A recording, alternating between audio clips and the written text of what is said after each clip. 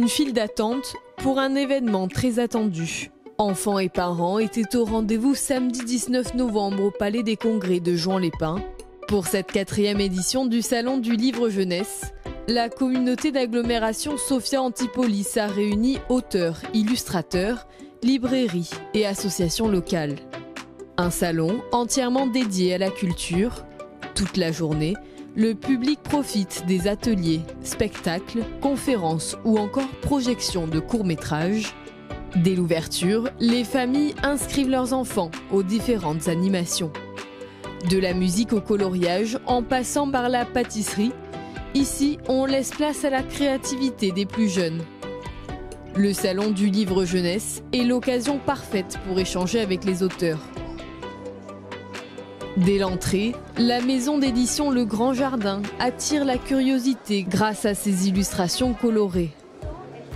C'est un livre qui s'appelle Ensemble et c'est un livre qui raconte l'histoire d'un personnage qui commence à tricoter un ouvrage. Et cet ouvrage devient tellement long qu'il va finir par faire un chemin de vie. Et en fait, il va réunir à la fois les gens, les animaux.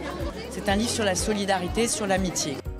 À quelques pas de là, ces illustrations de Nice permettent aux enfants de se plonger dans la culture locale de la ville. Dans ses livres, Élodie leur fait découvrir l'environnement qui les entoure. Tata Huguette, très patrimoniale et très authentique, très rigolote, et qui va emmener comme ça ses petits-neveux et nièces à la découverte, notamment du marché aux fleurs, le plus gros marché européen en circuit court. À travers cette fiction, l'enfant, il s'envole, il se divertit, il rigole, et puis on peut lui transmettre toutes les informations nécessaires pour qu'il connaisse mieux la ville de Nice, même si c'est pas la sienne. Ici, il y en a pour tous les goûts et tous les âges. Mais la thématique qui a retenu l'attention de cette maman, c'est l'écologie. Ça, c'est le vôtre déjà. Je suis ravie, merci. Et... Mon fils est à l'entraînement aujourd'hui, donc du coup je suis venue seule. Mais comme on a la passion des livres tous les deux, une BD sur l'écologie, ça peut que parler, quoi. L'environnement est un thème sur lequel Mopi a imaginé toute une série d'aventures pour son personnage Pizli, qui est un ours polaire mélangé avec un grizzly. On va découvrir ce petit héros, donc Pizli, qui va partir à la recherche de son père. Il est né dans une tribu de grizzly et il va découvrir ses origines polaires.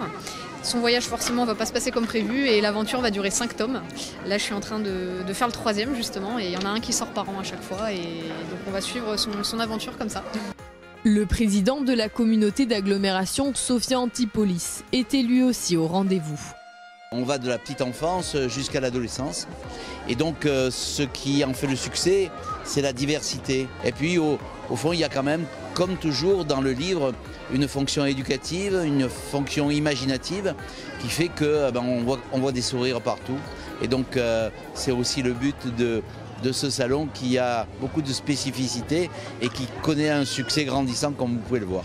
La politique du livre, elle est forte à la communauté d'agglomération.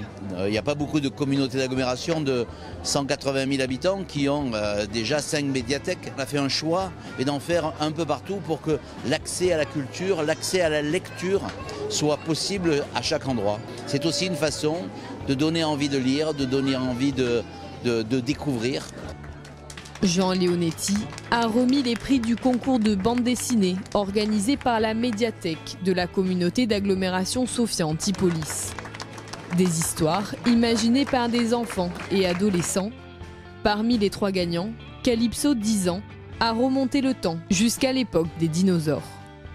C'est parce que je lis énormément de Picsou et dans un Picsou ça raconte une histoire pour changer le temps et donc j'ai eu une idée un peu... pas pareil, mais qui m'a donné des idées. Parmi les exposants, la School est venue faire découvrir aux enfants l'art graphique. Cette association locale, installée à Antibes, propose des cours à l'année. Peut-être que vous n'aurez pas la place d'écrire tout. Ça nous permet de faire découvrir cette activité d'illustration et d'art urbain à tous les publics qui ne nous connaissent pas encore. On est une jeune structure, ça fait que 3 ans qu'on a ouvert la School, donc petit à petit on découvre de nouveaux publics. Dessin, jeux de société, lecture, cette année, tous les ingrédients étaient réunis pour divertir les plus petits. Merci beaucoup. Très agréable, de moments de partage et de découverte du coup d'auteurs qu'on ne connaît pas forcément, illustrateurs et très, très contente.